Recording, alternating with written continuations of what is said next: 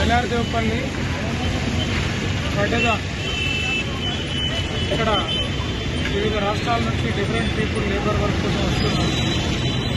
చాలా వరకు చిన్న చిన్న పెటర్న్స్ ఎక్కువ అవుతున్నాయి.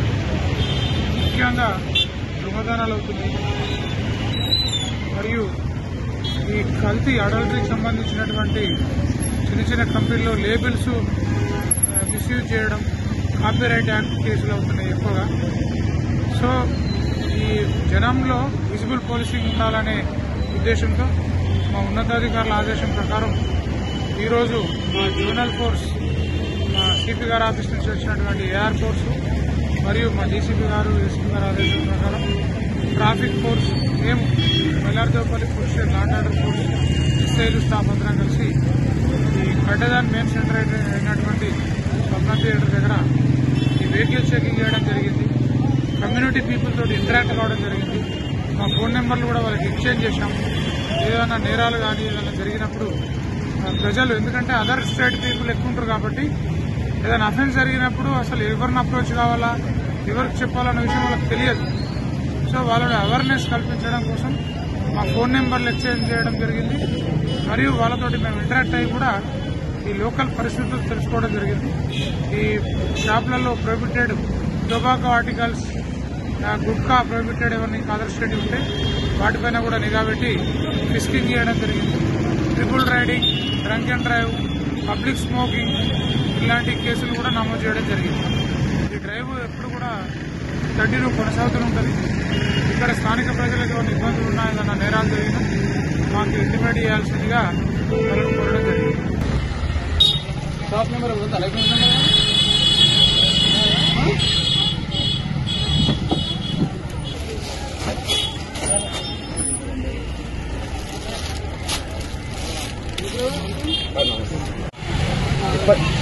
అందులో పడేసి సార్ అవన్నీ